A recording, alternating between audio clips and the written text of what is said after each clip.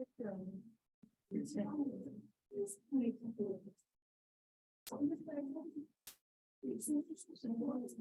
right, it's nice to see you all again. Great. I made it back. I survived my cruise. Survived is a that seems harsh to say. It was amazing. I survived, but I didn't get any sun. Everyone was teasing me. They're like, I thought you were gonna come back tan. I'm like, well, I guess not, right? But I did gain a good like 5-6 pounds, which I considered a great success, right? My daughter and I were having a fish and dip, and I were having a competition for croissants. I lost. She ate 50 croissants on a week-long cruise. 50. I only ate 33. So 33 was a respectable number, right? I ate a croissant for each one of you and then some, right? But it was a lot of fun. Did everyone have a good spring break? Anyone else? Yeah, I know some of you were going places too. Yeah. You did? Oh, nice. Well, yours were probably way better than mine. Yeah. Okay. But yeah, I can imagine there's a lot of stuff going on, right? Really? That's interesting, right? No, I like it, right? Anybody else? Anything fun? Anything fun you want to share about your spring break? Doesn't have to be about croissants. Could be. You don't have to say yes, but my partner and I made a PowerPoint slide presentation of our. No, I got one yes. Okay, that's all I needed. But so I made this for my partner because she wanted to show it to her students. And so if you want to watch it, I'll play it for you too. It's pictures of our trip. It's 4 minutes. So if you're like, I could care less, it's 4 minutes. So just tune out. But I'll play it for you. It's even set to music. I was all proud of myself for this. I'll wait 1 minute for everyone coming in. But it was so much fun. It was hard to come back. I don't know if anyone else felt that way this morning. It's always a little hard to come back from spring break. And I have like a bit of a cough, so forgive me for that. But I think it's just because the weather's been so like up and down. It's been crazy. So here, I'll play this for you. And again, take it or leave it. It's 4 minutes, but I thought it was fun anyway. I'll turn this off. Okay. All right, ready? And it's like I said, set to music. I felt so fancy. All right, here we go. 4 minutes. Oh, that's not gonna help you. Look, you can hear the music, but you can't see it. Okay, hold on. Let me duplicate this and then maybe not. Oh, look, if I can't play it for you, how sad would that be? Next time. Come back. There we go.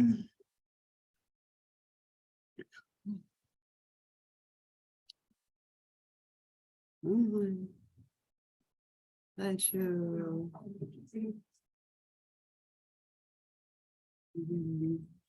Huh.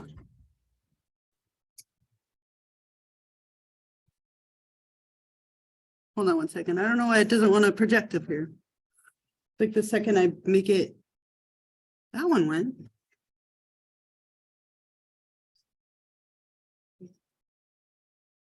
Okay, let's try again. Nope. Huh. Why aren't you going? There we go.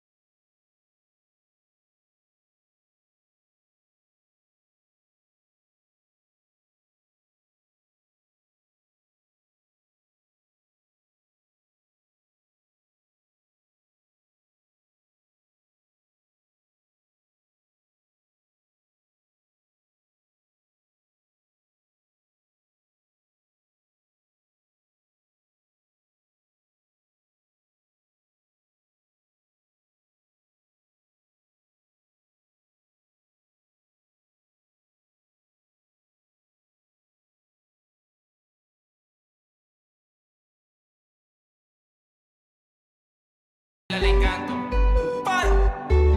right, so that's it. But super fun. Like they had a day where they had a cake bar, and I got one piece of every cake. I needed 4 plates, you all. Like it was amazing. I had 4 plates full of cake walking back to the table like this, and everyone was laughing at me. I'm like, what? It's the cake day, right? They have one cake day on every ship. So much fun. Yeah, I had a really good time, and I ate way too much. Like I said, I think I ate something for each one of you twice. So I feel like I was very thoughtful in that way, right? Anyway, so I'll move on, but if you wanted to see, and like I said, it was sad we didn't get to go to Honduras. It was really sad. They like pulled up. We had to wake up at 4 a.m. for that excursion. We woke up at 4, got up, got ready, went to breakfast, and then they came over the thing and they were like, we can't dock. We'll go back to bed. So, but again, lots of fun. So I'll move on, focus back on this, but it was very, very cool. And I'm glad that we're back. Feels like it's been a really long time at this point. And if you're looking at the syllabus, just really quickly, we only have 10 classes left, right? So we have about a month, a little bit more than a month, and then we're done with the semester. So we don't have a whole lot, but what we'll do in this last unit, we'll start today with schizophrenia, and then we go to personality disorders, childhood disorders, disorders of aging, and then like forensic psychology. So those are the topics we have for this part. I did grade all of your exams. I graded all of your the homework submissions that you turned in about chapter 11. So all of that should be graded. The exam, most of you did really well. I have the statistics. It feels like such a long time ago, but I'll give it to you. So for exam number 2,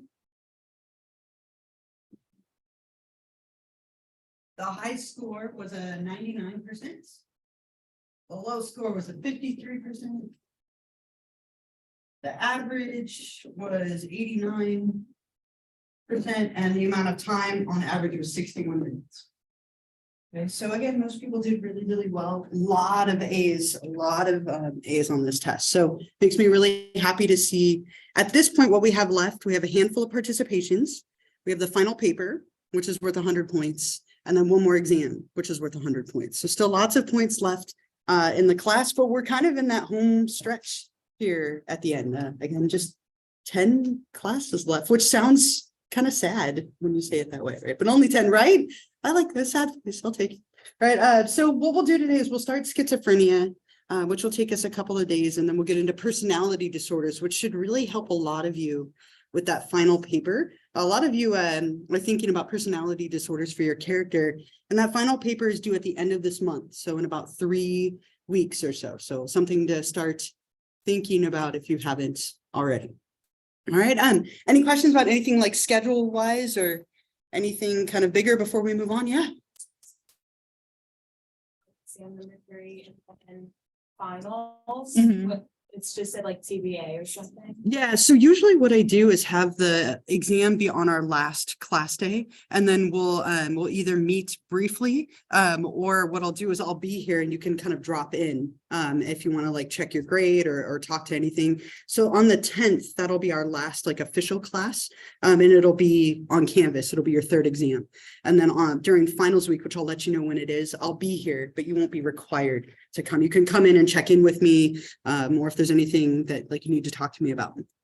Yeah, I'm glad you asked. I know it's usually as we get closer, and a lot of people take off, which is why I've started doing it the day before or the final day of class. Yeah.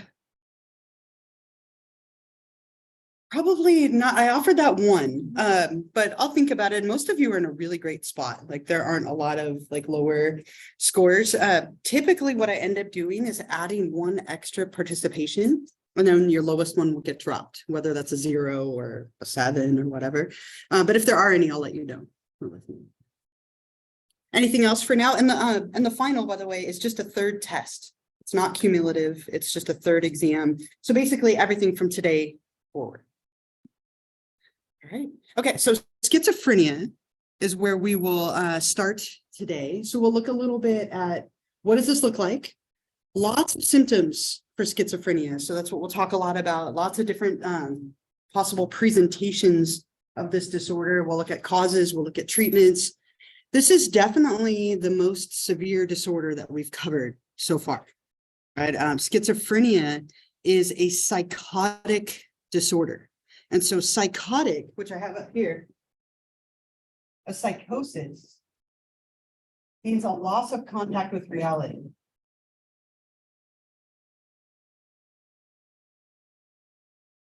So when we talk about psychotic disorders or somebody being psychotic, it means that they're out of touch with reality, right? The nature of their disorder is making it where they can't tell what's real and what isn't real. And schizophrenia would fall into the category of psychotic disorders. Again, pretty severe. Everything exists on a continuum, but this is one of the most kind of severe things that we've talked about.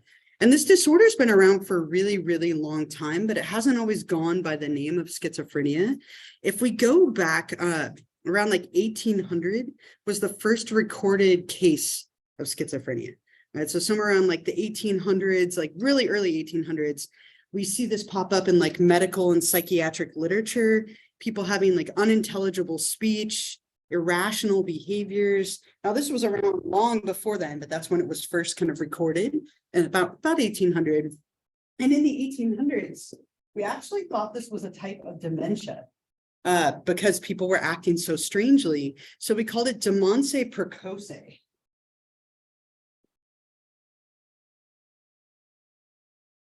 Which translates to early dementia. Now, dementia is stuff like Alzheimer's, right, or Lewy body disease, a couple of other ones that we'll talk about in a few weeks. But what we thought is that people were having like a type of early dementia. But with schizophrenia, sometimes people get better on their own. Almost 50% of people, the symptoms can kind of go away. Dementia doesn't get better. It gets progressively worse and worse and worse. So somewhere around the turn, like around 1908 or so, and I won't ask you these years, I'm just kind of giving it to you for perspective, is when we had the term schizophrenia come forward. And schizophrenia means a splitting of the mind. It comes from the word schiza and phren, which means splitting of the mind. Little confusing. People really often confuse this disorder with another one. Anyone want to guess what it is? What's the other disorder we confuse it with? Yeah. DID, dissociative identity disorder, right? Or what used to be known as multiple personalities. With schizophrenia, there's one personality, but the connections within that personality are really fragmented. People think strangely, they see things and hear things that aren't there, have odd beliefs about the world, but only one personality. Right? The media loves to combine them together to make it really like dramatic, but that's not very common. So with this disorder, again, been around a long time, known as other things for a while. And in like 1908, that's when we got this term schizophrenia. And with this disorder, we're looking at a lot of strange perceptions, disturbed thinking, unusual emotions, motor abnormalities. They used to divide it up into 5 different subtypes because there are so many symptoms. But now we just talk about one, and you can have a range of different things. So I have a little video of like a very famous case study just to introduce what this can look like. Now, this man, his name is Gerald, and I would say he has this on kind of like a moderate to severe level. But I'll play this clip for you. Just watch his behavior, his movements, and listen to the things he says. They're very odd and they're kind of loosely connected. That's really typical with this disorder. So I'll play this little intro of him and then we'll move on to the symptoms. Moving kind of constantly and aimlessly. He says some strange things, like to say the picture has a headache, right, is definitely like odd. And then he's kind of all over the place, like he's talking about things and it jumps to something else, right? It's just kind of odd stuff that he's saying, right? Like, I got to get a job in a bakery so I can go to medical school. Like, just, I mean, just there's not much of a connection there. Right, and we'll talk about that. It's a very common positive symptom. So there's a lot of different symptoms that people can display. He shows quite a few of them in that clip. So I think it's kind of a nice way to start thinking about it. But this can be a very difficult disorder. Right? When people are out of contact with reality, it makes it hard to function. Like imagine right now, if you were trying to listen to me talk and there were like random voices yelling at you. Right, you're seeing things like floating around the room. You don't know what's real and what isn't. I don't know about you, but I can't focus when people are like talking around me, let alone if they're yelling at me. So this would make it very difficult to carry on like normal. And the symptoms, again, can range from very mild to very, very severe. So, well, let's look at some of the symptoms. And as I mentioned, there are a ton of them. And what we tend to do is divide them into 3 groups. And I have lots of little clips to try and highlight these for you. But the first group of symptoms are the positive ones. And psychology loves to do this, right? We say positive. Positive doesn't mean good here. This isn't like the good symptoms of schizophrenia. This is more like the additions. I think it's almost like with operant conditioning where you're adding something rather than it being good. But positive symptoms are things that are excesses or bizarre additions to normal thoughts, emotions, or behavior. So these are like an excess of things that are present, things that are like in addition to typical thoughts, feelings, and behaviors. And by far, these are the most common symptoms of schizophrenia. Most people suffer from at least one of these, especially things like hallucinations and delusions. So these are very, very common symptoms of schizophrenia. The first one, delusions. When people have a delusion or people are being delusional, they have false beliefs about reality. They believe things that aren't true. Now, there is a disorder called delusional disorder where people only have delusions, but it's a very common element of schizophrenia where people have these intense false beliefs about reality. And they can take a couple of different forms. The most common by far are paranoid delusion, right? Thinking that the government, bless you, the government's out to get you. You're being watched. There's a camera up there watching you and recording everything that we're doing right now. And they're going to use it against you later, right? That everything is like conspiracy theory related. People are listening, people are watching. I mean, there's a little bit of truth to that at times. I mean, how many times have we like talked about something and then your phone pops up a message for it like 2 seconds later, right? That happens a lot. And so that I think those things only add to that paranoia. But paranoid delusions are by far the most common beliefs that people have in like a delusional way. You can also get what are called delusions of grandeur. When people have delusions of grandeur, they think there's somebody really important. Maybe it's a religious figure or a president, right? Or somebody of great importance. Everyone knows you. Everyone wants to be like you. Not uncommon for people with schizophrenia to stand on a street corner and spout the word of God, thinking that they are God in some way, or thinking that they are a religious figure of some type. Very, very common to have these beliefs that you're somebody really like important and that everybody knows and looks up to and will listen to. And again, these aren't grounded in reality. So you don't actually have that to back it, but it's a very, very common presentation of delusions. And then one more, delusions of reference. Or when you read into things, right? Things that have like little or no meaning, you read into them. And I sometimes feel like I'm guilty of this the second I leave an escape room. Like if any of you have done an escape room, you have to look for like meaningful things, like the scratches on the wall could be a code, right?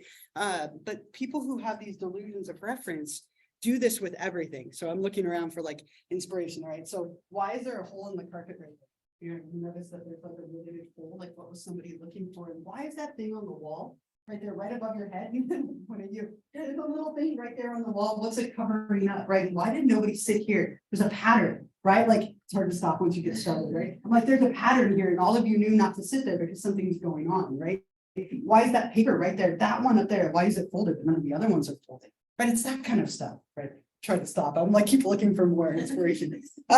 But why is this umbrella here? Oh, no, I'm done. So it's like reading into everything, like everything is meaningful somehow. And you almost go mad with this because you can't stop, right? You're constantly thinking there are hidden meanings to everything when it's probably relatively meaningless. So it's very common for people to have these delusional thoughts, false beliefs about reality, and they derail them, right? They make it hard to, again, stay in contact with reality.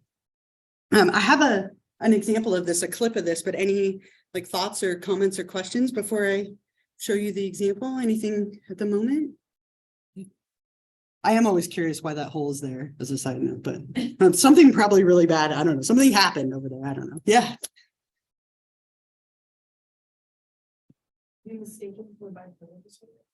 It could. So bipolar disorder in a very severe presentation. People can hallucinate, right? Which is common for this, right? And people can have kind of delusional thoughts, but it tends to present really differently, right? Or people have like the ups and the downs. And mania isn't usually this severe. Now, people can have what's called schizoaffective disorder, where they're having like schizophrenia-like symptoms and affect or mood-related stuff that's so intense that it borders on this. So they might have little elements in common, but they tend to be a little bit different in the way that they present. But there's sometimes a little bit of an overlap there in severe cases.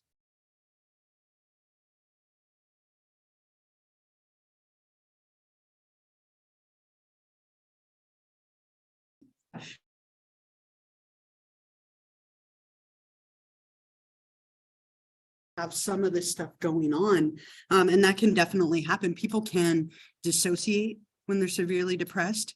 They can have some of the negative symptoms that we'll talk about in a little bit, but more severe, right? So it can happen for sure, and it can teeter on the line between the two. And you could, in theory, have both as well.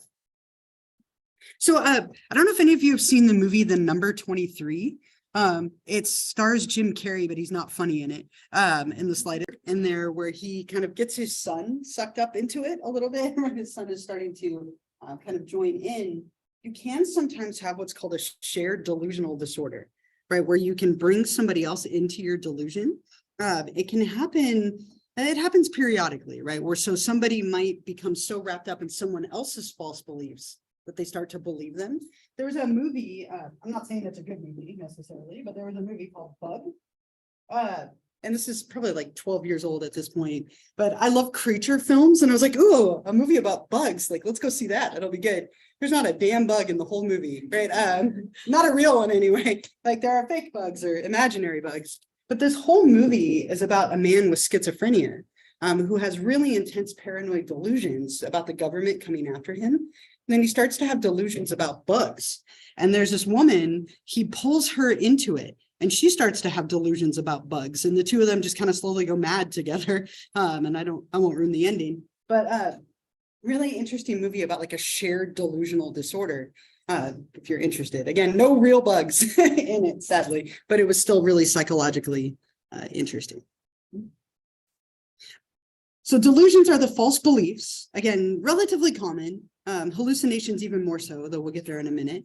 The other thing that we often see are loose associations. And Gerald showed this pretty clearly, right? Like his thoughts are very loosely connected to each other. Sometimes we call this derailment. It's like the train has jumped the tracks, right? Like instead of following a logical train of thought, it's like all over the place, right? And you see this a little bit with mania when people are talking really quickly and they're kind of like a little disorganized in the way they're thinking. But this tends to be really rapid shifts that are just all over the place. Like it's really hard to follow this person's train of thought because their thoughts are so loosely connected to each other. Sometimes we also see kind of odd speech that comes with this. People can do what's called like rhyming or clanging, where they'll rhyme their words, they'll spell their words out, they kind of talk in like strange ways or atypical ways. But very common to have loosely connected thoughts, right? Where again, the train has jumped the track, kind of all over the place. And it might be hard to follow a logical train of like conversation or thought. There was a book and a movie, The Soloist, another great portrayal of someone with schizophrenia. I have an example of what this can look like from that movie. Again, trying to give you lots of examples here. Lots of great movies highlighting the top, just kind of all over the place, right? He's talking quickly, he's kind of jumping from thing to thing. He spells things out a little bit differently. That's very common with this disorder, kind of odd forms of speech, very loosely connected thoughts. Again, derailment and clanging, all of those things kind of tend to go a little bit together. And you can see this in mania, but it's much more intense here with schizophrenia. The most common, though, by far is this one.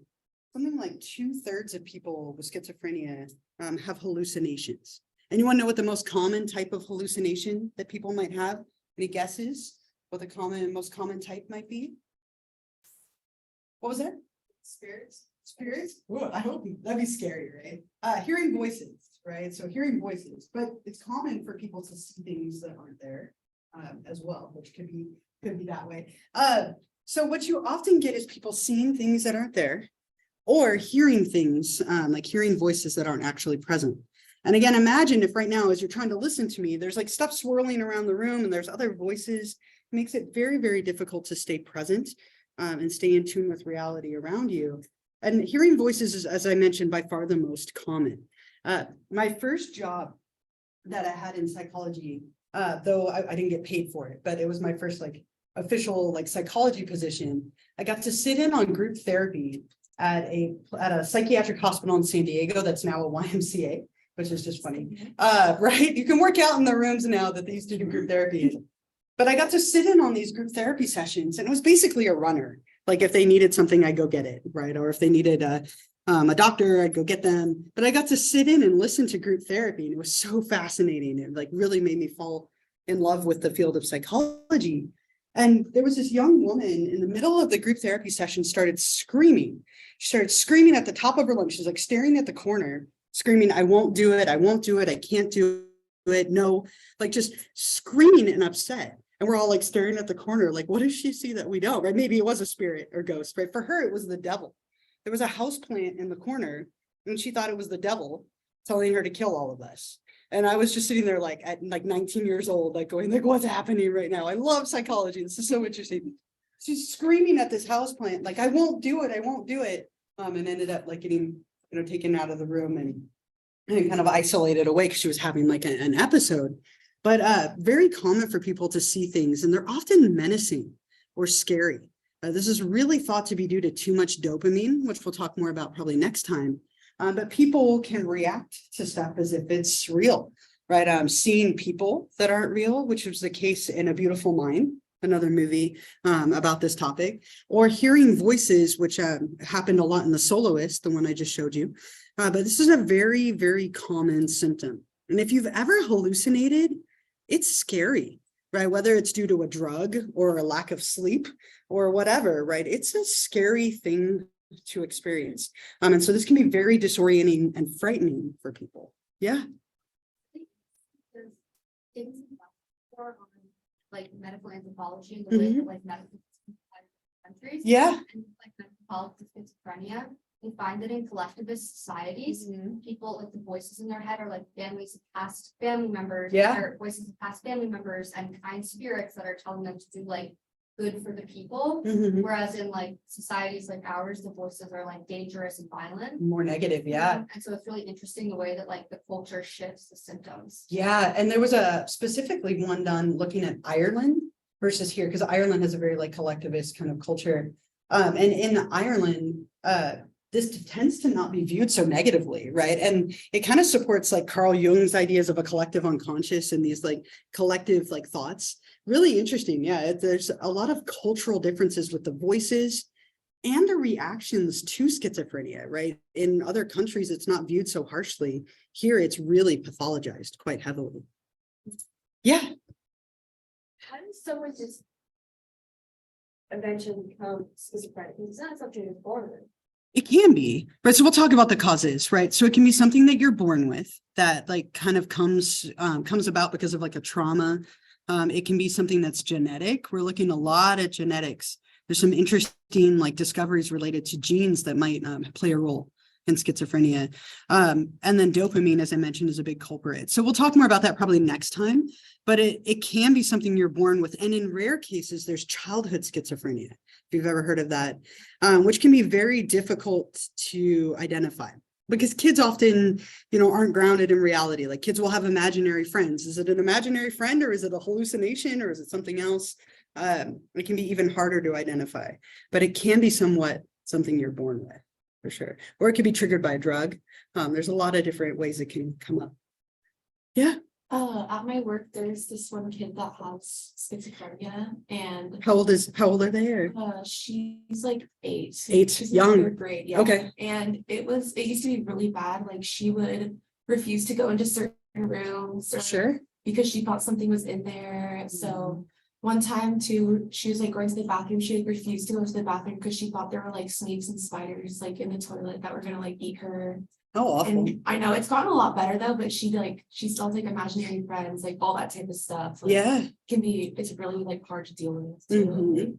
even like as like a adult, like experiencing it, I cannot imagine. No, me neither. And I've seen too many scary movies. I don't know about all of you, but like I'm a big scary movie fan. And so like my thought is instantly like, oh, there's like a possession or a ghost somewhere. When my daughter Emma, not Fish and Dip, but my other daughter Emma, when Emma was little, she used to say there was a woman in the corner that would talk to her at night.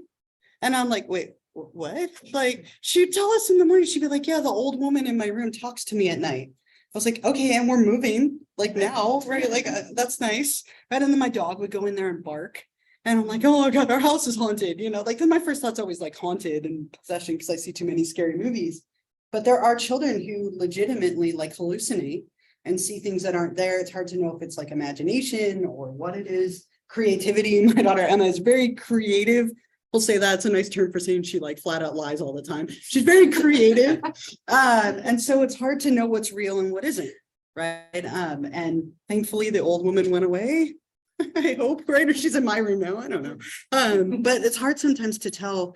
And it tends to be really obvious. Like that's pretty obvious, right? And so difficult. Like I can't imagine how frightening that would be. Yeah. Like super obvious, like with Yeah. patients and things like that, but they can like intertwine with other like mental disorders. But is it like something that you can see through like a brain scan? No. Like how do you see like, oh, that's exactly what that is. Like that's schizophrenia, you mean? Yeah, I Like, feel like yeah. it's how it is. Yeah, so we don't have a way of like knowing if like what somebody is seeing is real or not, like by looking at the brain, like during a scan of any kind. So it's really symptom based, right? So if somebody's presenting with all these symptoms, and that's what we would identify it as. And obviously you could lie or be wrong on them, but like, yeah, it's sadly. Like you can tell like during an episode. Yeah, no, I mean, it's mainly just looking at what are they presenting with and then using those symptoms to formulate the diagnosis. Any other thoughts or questions? Yeah. Is that like, is it 100% like can it be 100% drug use, or is it like the drugs going to the genetics? Yeah.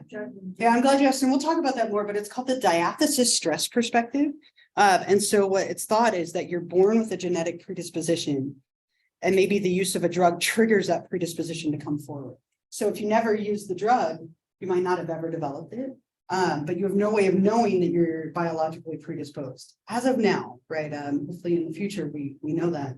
But it's thought that you have to have the biological predisposition in place. So it wouldn't be 100% from the drug. The drug triggers the predisposition that was there and brings it forward.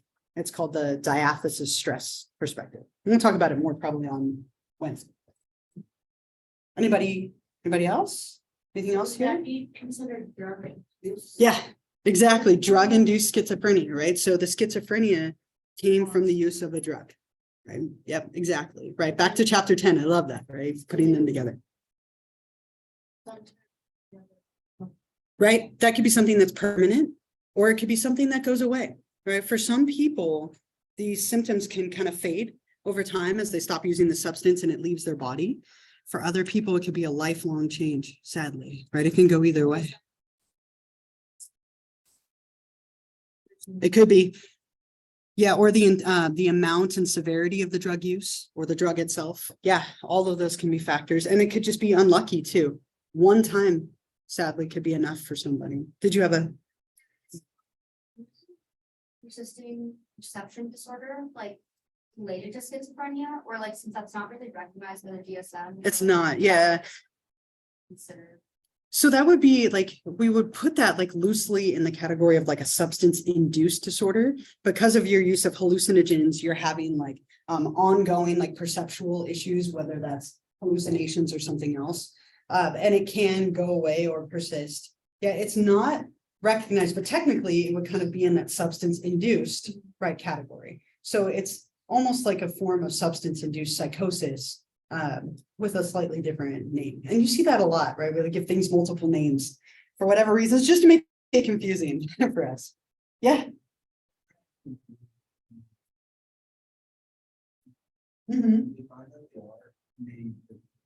Yeah. I don't know if you can do anything to stop it, but you can challenging, right? And so in A Beautiful Mind, for example, in that movie, he sees people, right? He sees like a little girl and an older man, sees a couple of people like as his hallucination, and they never age.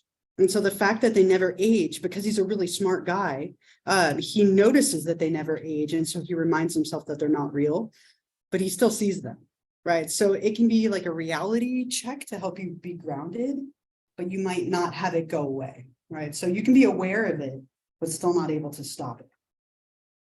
Yeah, so tough. It's really definitely a tough thing. So let me give you an example of hallucinations. So with The Soloist, same movie, as I just showed you a clip from, he has a lot of auditory hallucinations. So he hears voices. So let me play that for you so you can see what that looks like. And again, they're not real, but he still sees them. And you see, he pushes his wife, trying to get her out of the way, but she can't see, what he sees. So it looks, like a different behavior from the outside. And you see that a lot with schizophrenia. People are reacting to hallucinations, reacting to things internally, and that can make it very difficult external. So again, hallucinations by far the most common. They can occur with delusions. It's not uncommon for them to occur together. But these first three are by far the most common symptoms of this disorder. There's one more, but any other thoughts or comments, questions, anything else before I go to the last one here? Inappropriate affect is another common one, not as dramatic, but it can be at times. It's when you display emotions that are unsuited to the situation. And we've all probably had a moment of this in our life where you laugh when you should have been upset, or you cry and it wasn't necessarily like warranted. We all have a little bit of this at times, but this person is traditionally reacting inappropriately because they're reacting to something internal. Right, so they are laughing at something internally or upset about something that they're like thinking about rather than reacting to the situation around them. Right, so that's often how this presents, is maybe they are externally reacting one way to something that's internal. And it's a little bit of like a side note, but I don't know, how many of you saw the new Joker movie? Right, anyone see the new, new is like a few years ago Joker movie? In that movie, they almost portray him as like having schizophrenia.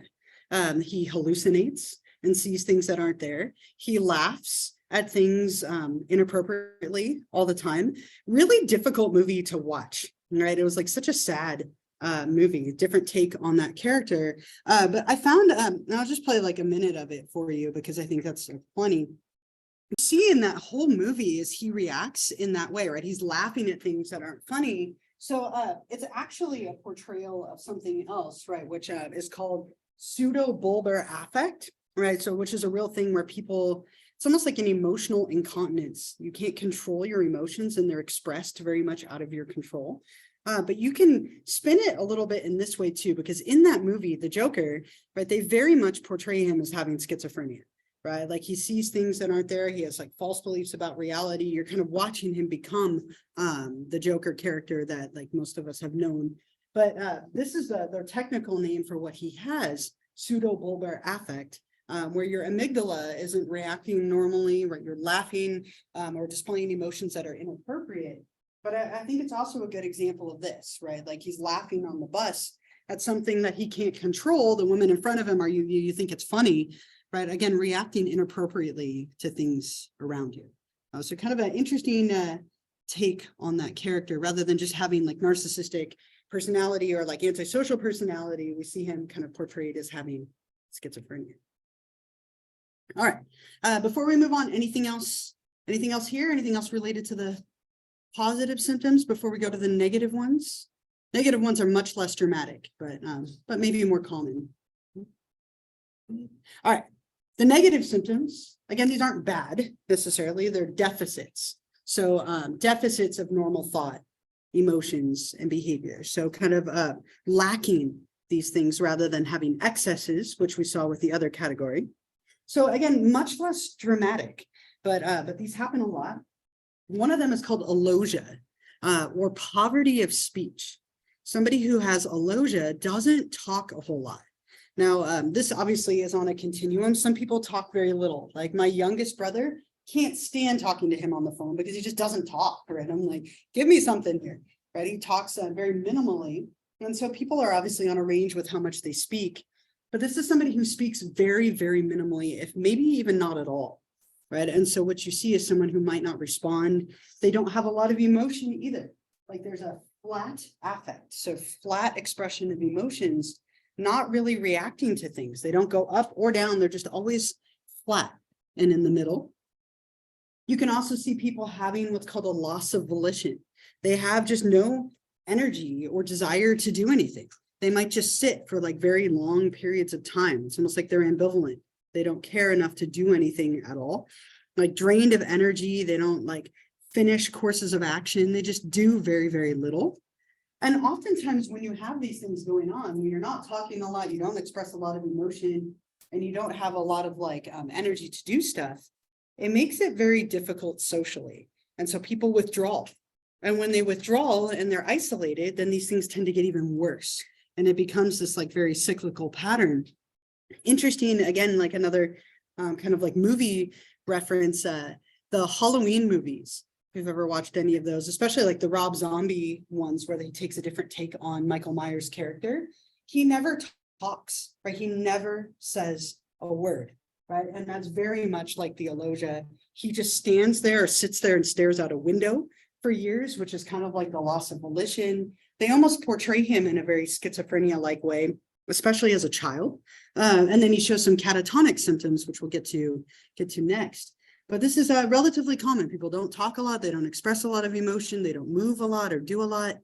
And that causes them to withdraw because life would be difficult socially if you're not doing those things. So again, much less dramatic, but these symptoms can happen. The negative symptoms are relatively common as well.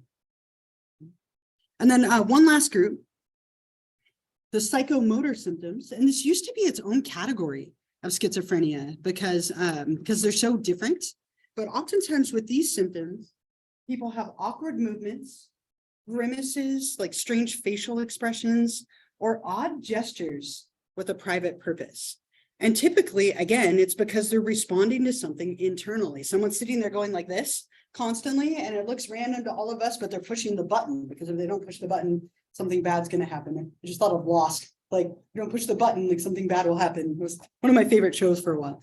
But they're often doing something like private, right? Like they're doing something with a private purpose. Odd grimaces and gestures, like Gerald spinning his hair constantly is a psychomotor symptom, right? It's kind of strange and it's kind of repetitively going on. What you can also see is people entering into what's called a catatonic stupor. Catatonia, or being catatonic, means that you don't react to the world around you. It's almost like you've extremely dissociated from the world and you're shut off to it. And again, Michael Myers' character was very catatonic. He just sat there, stared out the window for 17 years, according to the movie. So with this, what you see is that people get stuck in strange positions. They become very, like, again, cut off from the world around them. Sometimes you get what's called posturing and like this catatonic stupor. It's this interesting like rigidity that can happen. Like if you don't have to do this, but if you were to like hold your arm out, after a time, your arm gets heavy, right? Like you can feel like the weight of your arm, depending on your level of fitness, right? But your weight, like you'd start to feel that your arm would get heavy and you would lose that muscle tone, it would drop.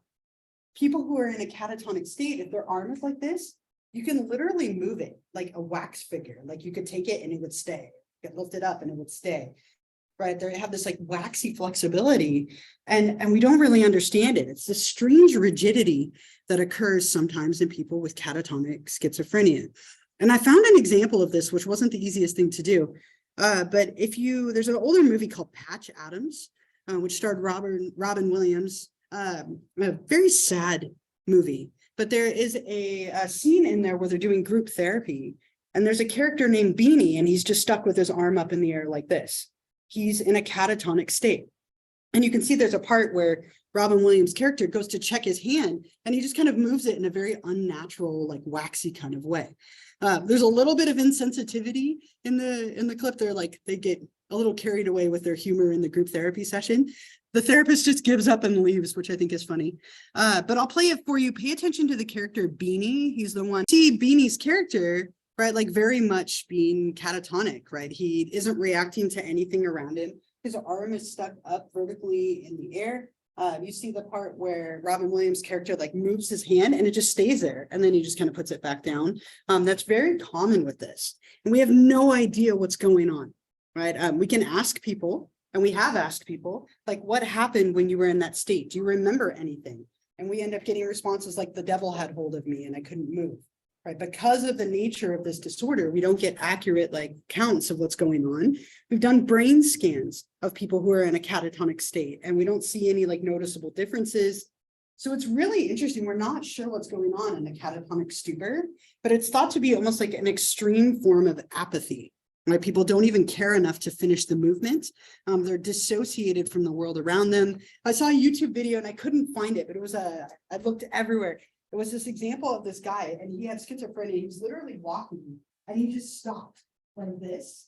And then like 6 hours later kept walking and nothing happened. Like he was just frozen in that spot for like hours. And that's what we see with this, that people either close off to the world around them, they stop talking, they stop moving, or they get stuck in these strange positions or awkward grimaces.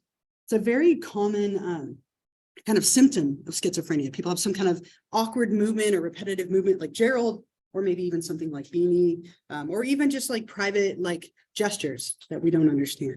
So those are all the symptoms together, right? You can have the positive ones, the negative ones, or the psychomotor ones. And again, we used to divide them up, but now you just need a combination of them in order to be diagnosed with schizophrenia. Any thoughts or questions or comments or anything here? Anything with the psychomotor symptoms? All right. So maybe I'll stop here rather than race through this slide or like get partway through it. But where we'll go next, and we'll talk about the course of schizophrenia and then the causes and treatments and so on. Have a wonderful rest of the day. The attendance sheet's over here if you didn't get a chance to sign in. Otherwise, I will see you all on Wednesday and we'll keep going with chapter 12. Okay.